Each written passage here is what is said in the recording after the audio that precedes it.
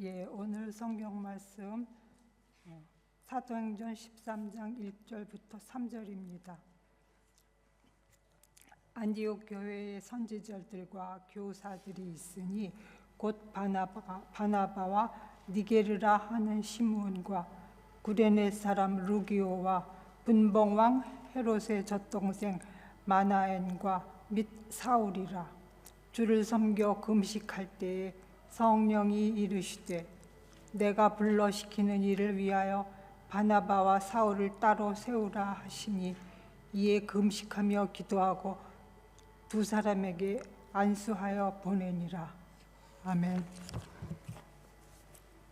자, 오늘은 우리 이제 교회, 예수를 깊이 생각할 때 우리 교회의 덕이 되도록 우리가 예수 믿는 우리가 되자 하는 의미로 세 번째 안디옥 교회처럼 우리가 두 번째 안디옥 교회처럼 생각을 해봅니다. 사실 교회는요, 어찌 보면 강과 같습니다. 우리 강이 그러잖아요. 강이 흐르다가 폭포를 만나면 굉장히 시끄럽습니다. 그렇다고 해서 우리가 강은 원래 시끄러운 거야 라고 말할 수는 없습니다. 또 어떤 곳은 강이 잔잔한 평탄한 곳을 지나면 강이 고요합니다. 그러면 강을 규정하기를 강은 항상 고요해 라고 규정할 수도 없습니다. 장마가 져서 비가 와서 강이 흙탕물로 흐릅니다. 그러면 강은 항상 흙탕물 투성이야 라고도 규정할 수 없습니다. 이 전체적인 것을 다 봐야 강의 올바른 모습을 볼 수 있는 것과 같이 교회도 마찬가지입니다. 어느 일부를 보고 그 교회는 이렇다라고 말할 수 없습니다. 교회는 어느 교회든지 문제가 있을 수 있고요, 언제든지 어느 교회든지 칭찬할 만한 점도 있습니다. 그렇기 때문에 우리가 교회를 세울 때는 항상 내가 좋은 교회를 세워야겠다라고 하는 그런 마음으로 우리가 교회에 출석하면서 교회를 세울 때 교회가 좋은 점으로 세워진다고 하는 겁니다. 자, 우리 지난 시간에 안디옥 교회는 성령의 인도함을 받는 교회, 그래서 예배에 목숨을 건 교회, 그리고 말씀을 듣는 교회라 그랬습니다. 세 번째는 오늘 읽은 3절 말씀이 이렇게 나옵니다.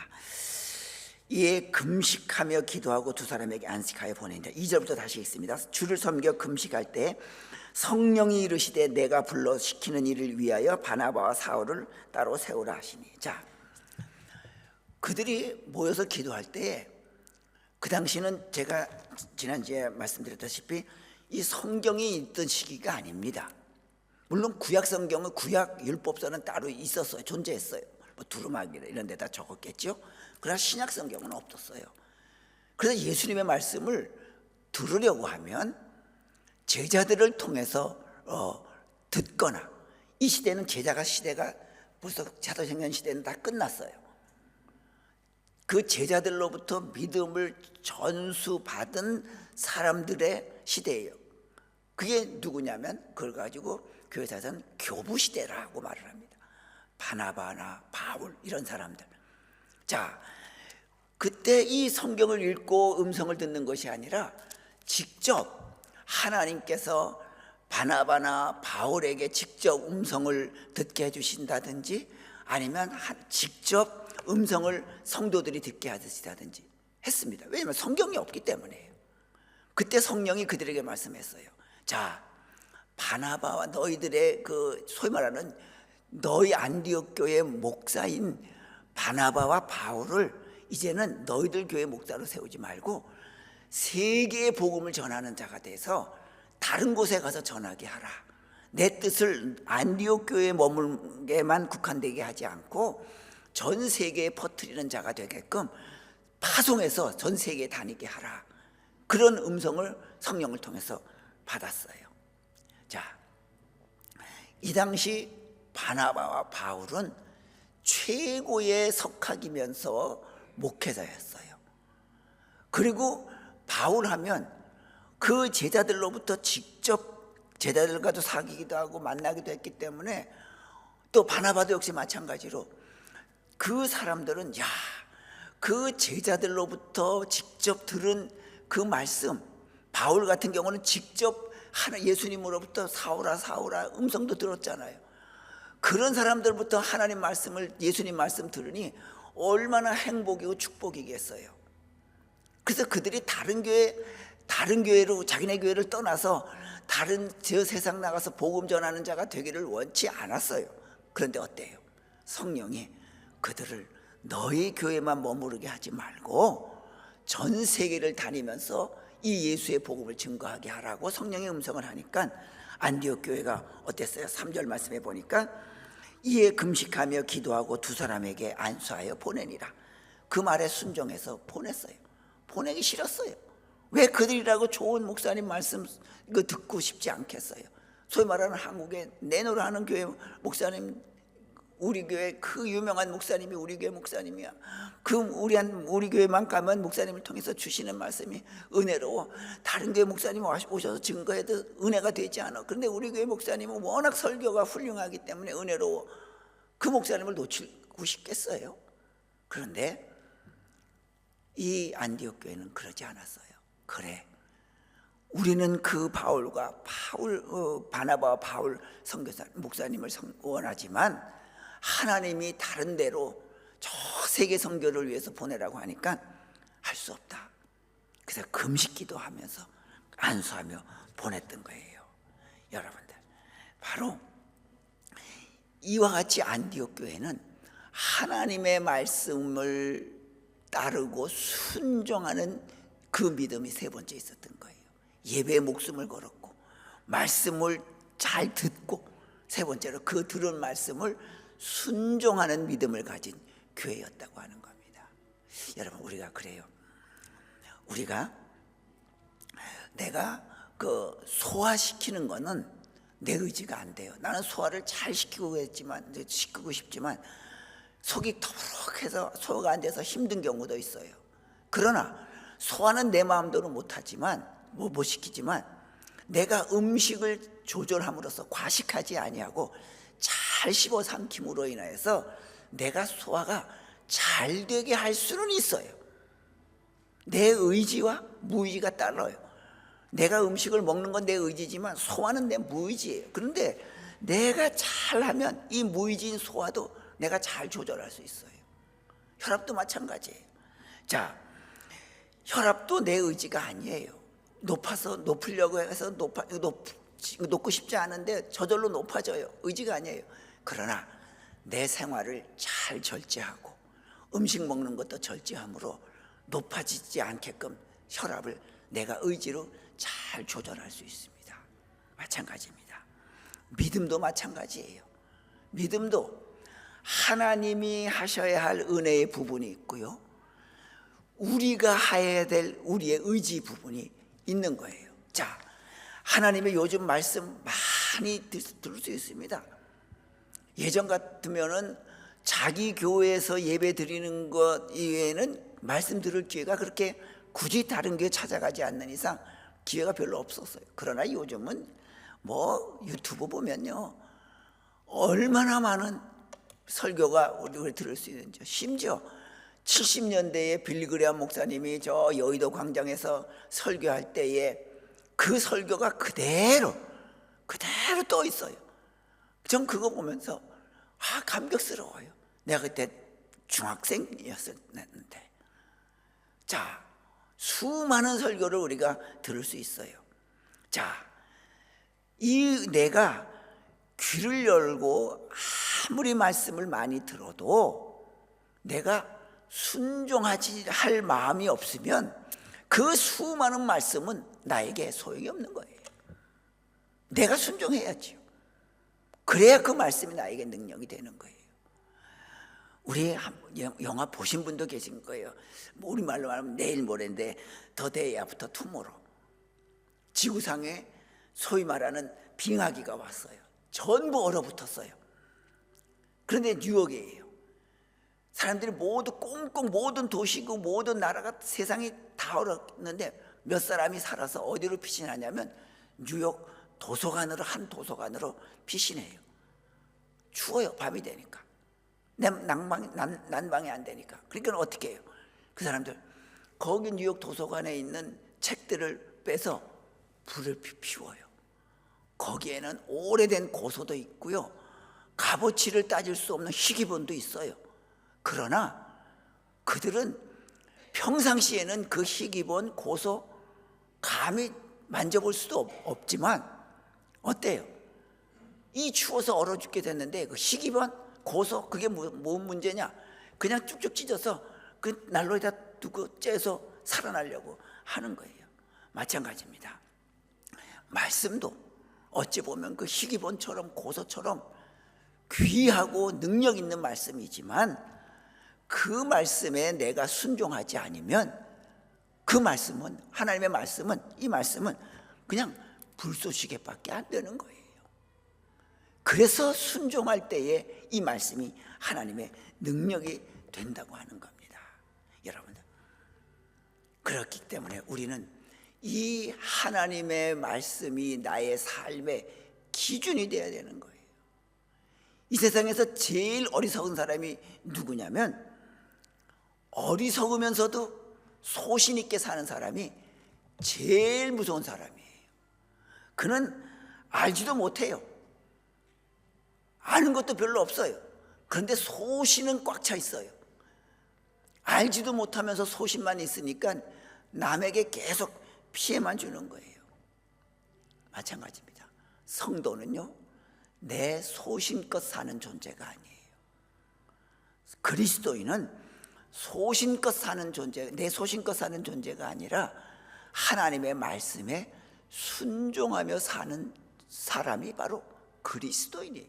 하나님의 말씀이 무엇이라고 하는지, 내 뜻은, 내 소신은 이건데 하나님의 말씀은 무엇이라고 하는지, 그 말씀을 찾아서 따라 사는 존재가 하나님의 말씀이에요. 스티븐 롱구라고 하는 아프리카 선교사였던 분이 쓴 책이 있습니다. 예수를 업고 가는 아프리카 당락이라는 그 책이에요. 거기 보면 이런 내용이 있습니다. 한 흑인 소년 이야기입니다. 흑인 소년은 아주 빈민촌에서 태어나가지고 그 백인들의 집에서 나오는 쓰레기통을 뒤져서 먹고 살 만큼 아주 그 가난한 빈민촌에서 자라났어요. 그런데 어느 한 선교사가 그 소년을 보고 불쌍하니까 그냥 도와줄 수 없으니까 너 우리 집 와서 우리 집을 좀 깨끗이 청소를 해줘라. 그럼 내가 너에게 일정한 돈을 주겠다. 그 얼마나 고마운 일이에요. 그래서 그 소년을 그날부터 채용했어요. 근데 소년이 그 선교사님 집에 들어가 보니까요, 자기 집은 다 쓰러져가는 옥막이에요.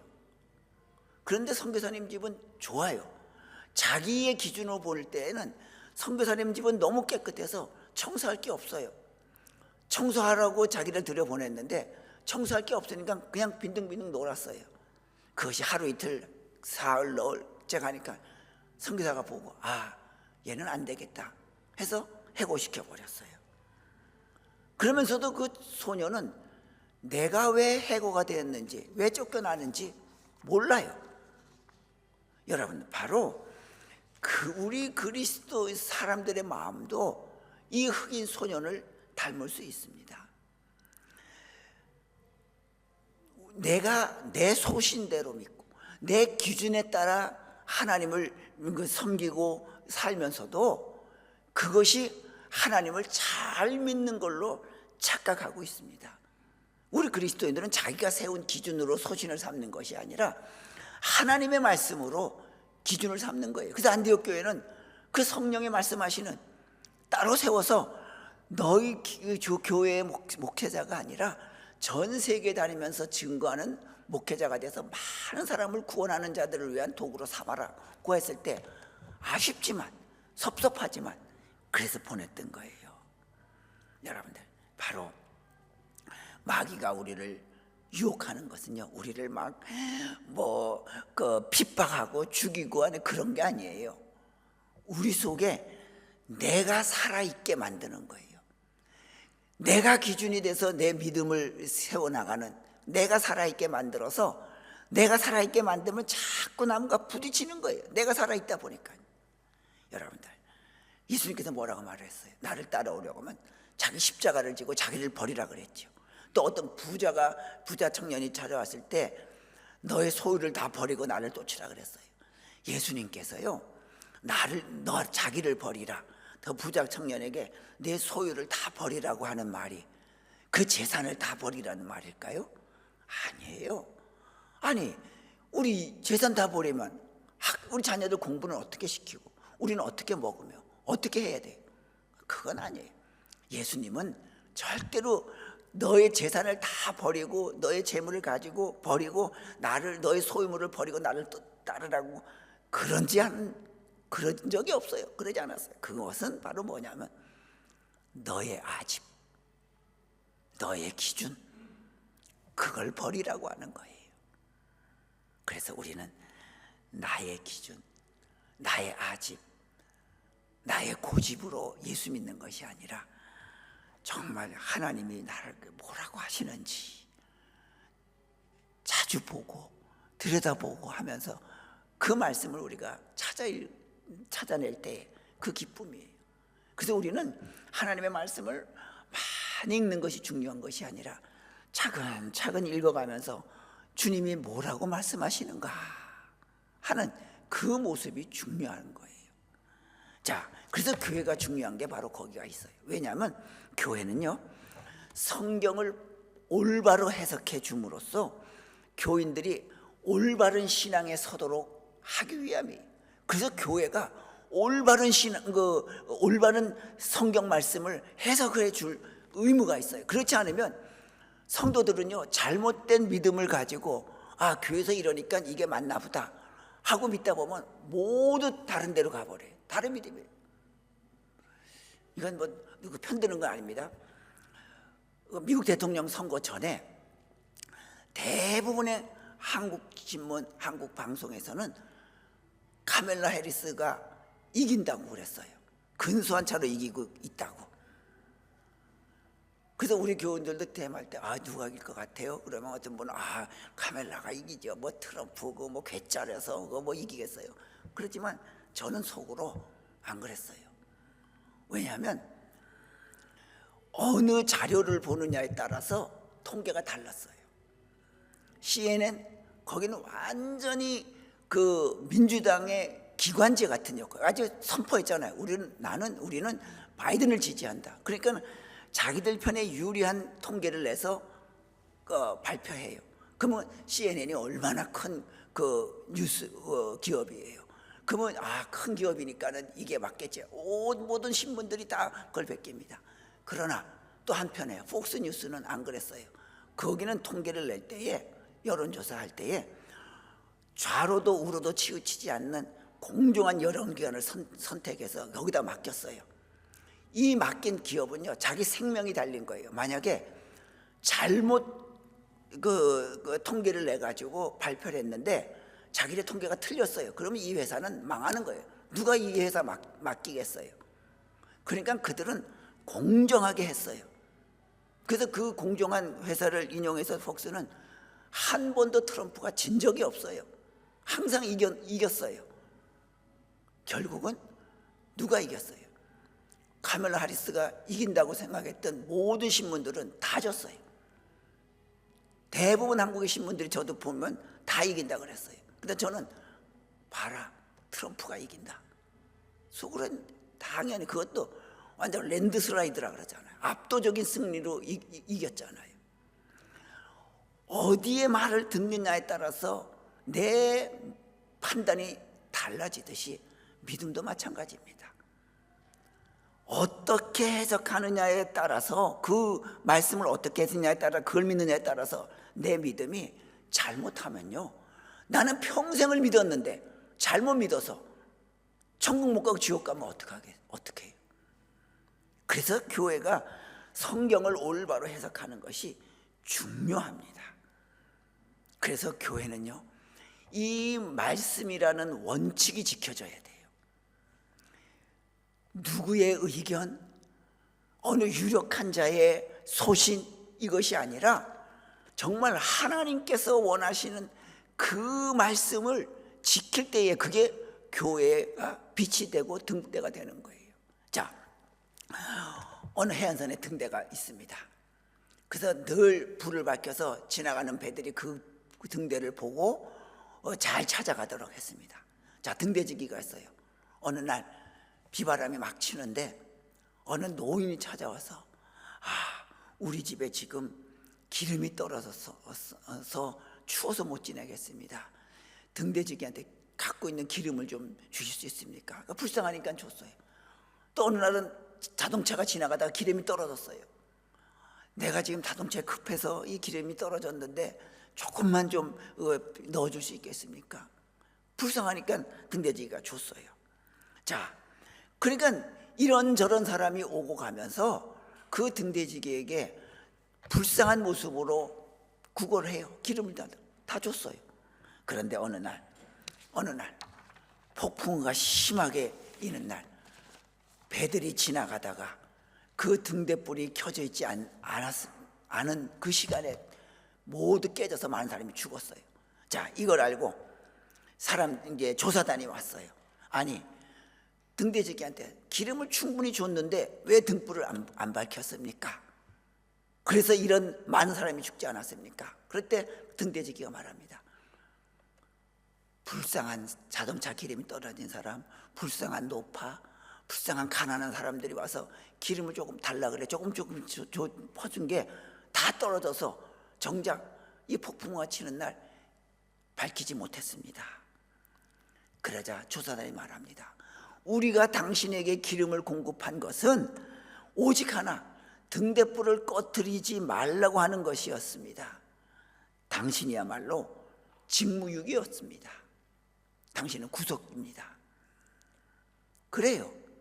물론 교회가 불쌍한 사람도 돕고 어려운 사람도 생각하고 그런 거 해야 돼요. 그러나 근본은 뭐예요? 근본은 기름인 하나님의 말씀을 간직하고 그 말씀을 기준대로 살아가는 것, 이게 바로 우리가 간직해야 될 교회의 모습, 믿음의 모습이라고 하는 것, 우리가 꼭 잊어서는 아니 될 것입니다.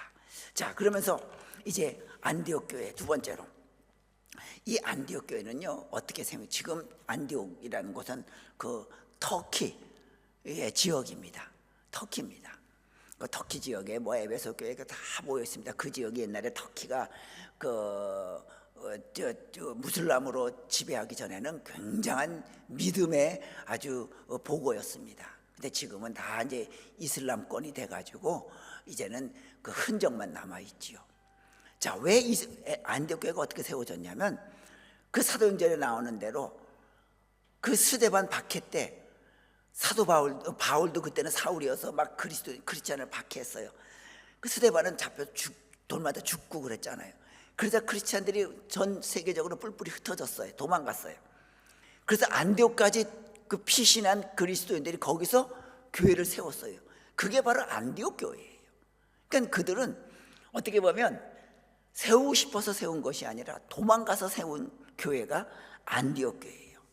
자, 어찌됐든 간에 그 교회가 이제는 하나님께서 함께한 교회가 되어서 전 세계에 복음을 전하는 귀한 본거지가 된 거예요. 여러분, 교회가 어떻게 시작이 되었든지 간에 그건 중요하지 않습니다. 그 교회가 하나님이 함께하는 교회이냐 아니냐가 중요합니다. 여러분들, 하나님이 함께하지 않아도요 교회는 성장할 수 있어요. 그래서 교회가 성장하지 않는 것보다 더 무서운 게 뭔지 아세요? 교회가 잘못되게 성장하는 것은 교회가 성장하지 않는 것보다 더 무섭고 더 잘못된 거예요.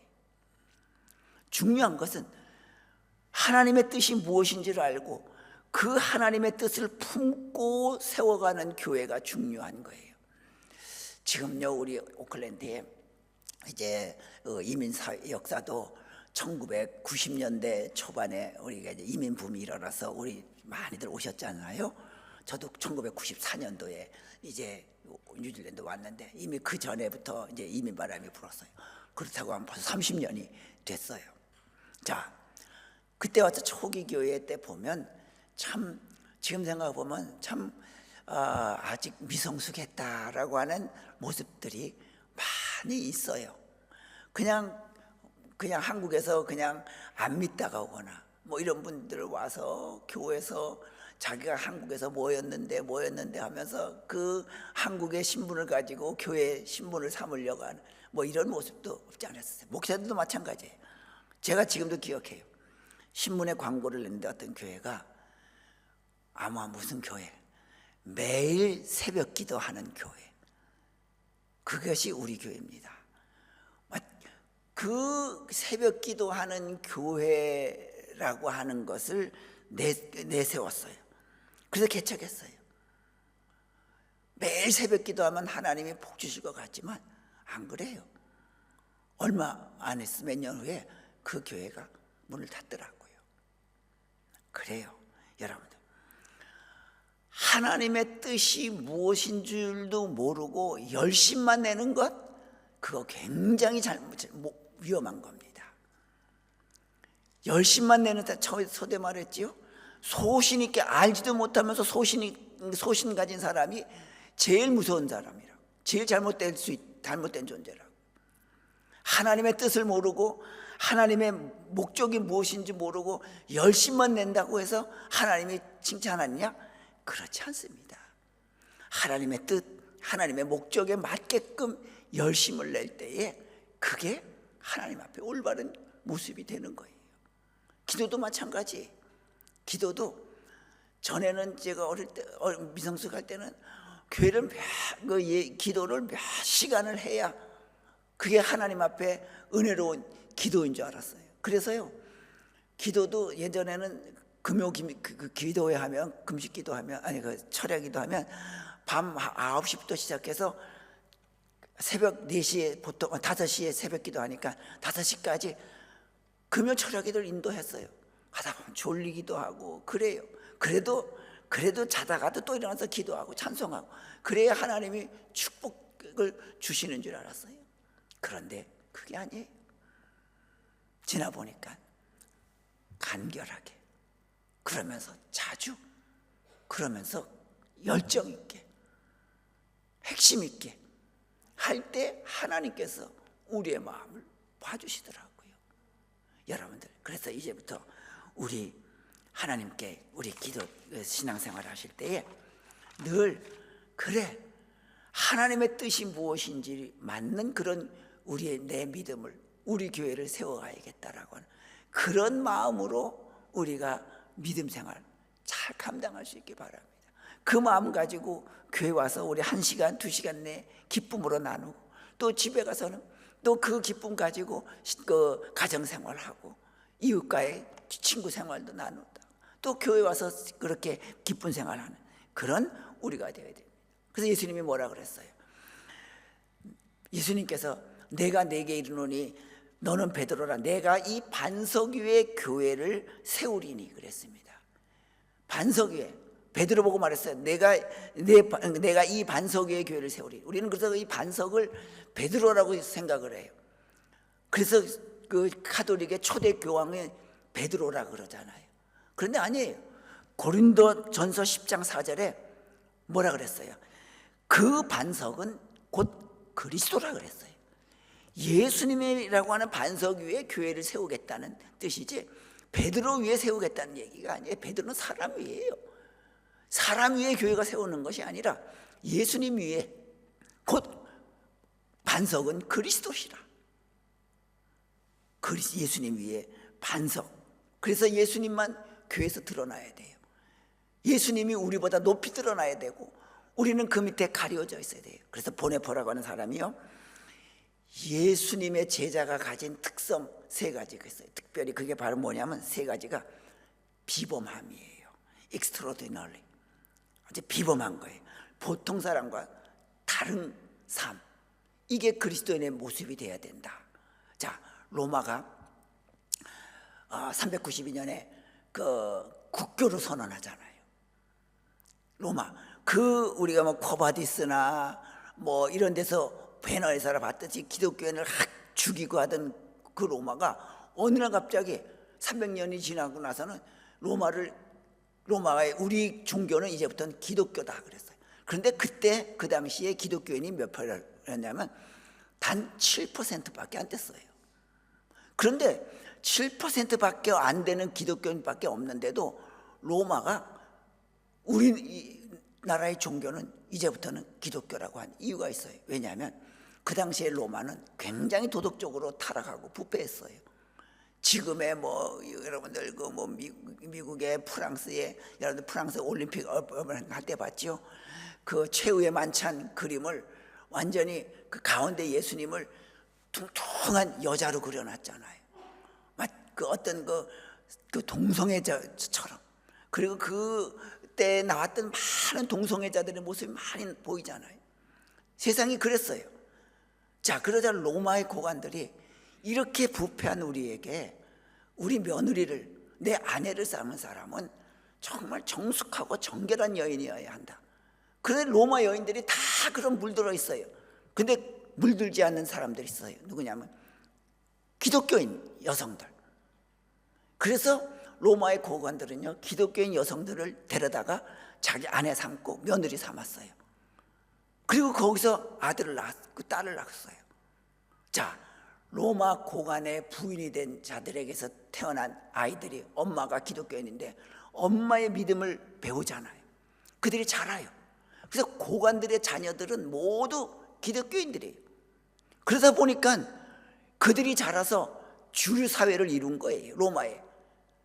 그러니까 7%밖에 안 되는 기독교인이 있지만 로마의 주류를 이루었던 고관 대작들의 자녀들이 자라서 그들 때문에 그들이 로마를 쥐고 결국은 로마의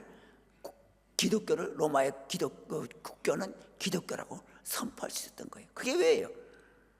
기독교인들의 그 당시에 비범한 삶이었기 때문에, 보통 사람과는 다른 삶을 살았기 때문이에요. 우리 그리스도인들 마찬가지입니다. 비범함이 있어야 됩니다. 두 번째로 보는 은폐성입니다. 컨실먼트입니다. 자, 우리가 보통 비범하면 특출나고 뛰어난다는 존재가 돼야 된다고 생각하지만 안 그래요. 보네포는 비범하면서도 드러내지 않고 살아야 한다. 드러나지 않아야 돼. 나는 이렇게 해서 훌륭해, 나는 이렇게 해서 비범해, 나는 이렇게 해서 너희들과 달라, 그런 게 아니라 사람들에게는 티가 나지 않아요. 그런데 누구에게만 티가 나냐면 하나님께만 티가 나는 거예요. 그래, 너같이 살아야 된다. 그래, 네가 맞다 한 거예요. 여러분들, 아무도 모르지만 예수님만 알고 하나님만 알게끔 살아가는 방법. 선을 베풀 때 아무도 모르는데 하나님은 알아요. 사랑을 베푸는데 아무도 모르는데 하나님만 알아요. 이게 바로 우리의 은폐성의 삶을 살아야 한다고 하는 거예요. 뛰어나지만, 비범하지만 사람들 앞에서 교만하거나 자랑하지 아니하고 하나님이 알아주시는 것으로 감사하고 뿌듯해하는 그런 은폐성이 있어야 된다. 그 다음에 세 번째가 특수성입니다. 스페셜리티입니다. 자, 특성이 뭐냐? 세상과 다른 가치관이에요. 세상과 다른 세계관이에요. 여러분들 몰몬교 여기 한번 말씀드렸죠. 몰몬교 여기 마누카에 크게 아주 랜드마크처럼 세운 성전가 몰몬교거든요. 원래는 자기들은 몰몬교라고 부르기를 원하지 않아요. 후기 성도 예수 그리스도의 교회라고 불러지기를 원하는데 우리가 보통 쉽게 몰몬경을 믿기 때문에, 물론 성경도 믿고 몰몬경도 믿기 때문에 몰몬교라고 그러는데, 뭐 이제 다 지었다고 오픈홈 한다고 신청하라고 그러더라고요. 그래서 나도 가서 한번 들여다볼까, 어떻게 졌나. 지금 신청을, 우리 집사람은 자기는 안 가도 당신 목사니까 그런 데가 어떤 데인가를 알아볼 겸 한번 신청해 보라고 그러긴 하더라고요. 자, 그들이 미국에는 제일 큰 한국에서는 작은 교가 제일 크지만 미국은 제일 큰 교단이 침례교, 그 다음에 감리교, 그 다음에 몰몬교예요. 그만큼 많아요. 유타주는 뭐 몰몬교 때문에 세워진 주고요. 그들의 왜 그렇게 커졌어요? 그 미국에 그 가정이 깨지고 이혼하는 그 비율이 많을 때만큼 많지만, 이 몰몬교는 이단자 소리는 듣지만 그 몰몬교는 가정의 중요함을 굉장히 강요해요. 굉장히 강요해요. 그래서 가정이 깨지지 않아요. 아내는 남편은, 남편은 아내를 정말 내 몸처럼 사랑하게끔 만든 것이 몰몬교회, 그 교리. 그러면 사람들이 몰몬교를 믿으면, 거기에 들으면 가정은 화목하게 되는구나. 그래서 몰몬교를 몰려서 지금 3대 큰 교파 중에 하나가 돼 있지 않습니까? 그들은 세상과 다른 가치관, 살다가 싫으면 헤어진다, 실직 나면 헤어진다, 그 가치관에서 벗어나, 아니다, 우리는 하나님이 주신 내 남편, 내 아내다 하는 그런 모습으로 모였기 때문에 대단히 커진 거예요. 가치관이 달랐어요. 우리도 마찬가지입니다. 이 세상 살 때에, 그리스도인을 살 때에 우리 생각, 우리 가치관, 세상 사람과 다르게, 세상 사람이 아무리 뭐래도 내 남편, 내 아내, 우리 가정, 우리 가족이 최고다라고 하는 그런 믿음의 모습. 제가 그랬어요. 한국에서 목회할 때, 제가 한국 첫 부임해 보니까 8월 달에 부임했는데 그때 9월인가 10월인가 추석이에요. 추석 때 저희 담임 목사 집에 선물이 들어오는데요, 거짓말 조금도 안 보태고 이 배상자, 뭐 사과 상자 이렇게 박스 이만하잖아. 이걸 쌓아놓으면요, 방바닥에 쌓으면 지붕까지도 넘쳐요. 2줄로 쌓아야 돼요. 그렇게 많이 들어와요. 그거 어떻게 제가 다 먹어요? 그래서 우리 부목사님들과 목사님들하고 전 잘 모르니까, 자, 이거 전해줄 분 명단 작성해라. 그래서 다 나눠드렸어요. 그리고 나서 그 다음 주날 설교했어요. 여러분들, 명절 때 목사한테 과일 보낼 생각 마십시오. 여러분들 직장 생활하면 여러분들이 정말 선물해야 될 직장 상사도 있고, 고마운 분들도 있고, 도움받은 그 기업들도 있지 않습니까? 한 푼이라도 그들에게 보내서 그들에게 환심을 사서 여러분의 장사가 잘 되고 여러분의 회사가 잘 되지 않습니까? 나는 필요 없습니다. 우리 둘이 먹으면 얼마나 먹겠어요? 보내세요. 절대로 가져오지 마세요. 여러분들, 어떻게 보면 이 세상이 그렇게 가치관이, 그럴 때 우리 그리스도인들만큼은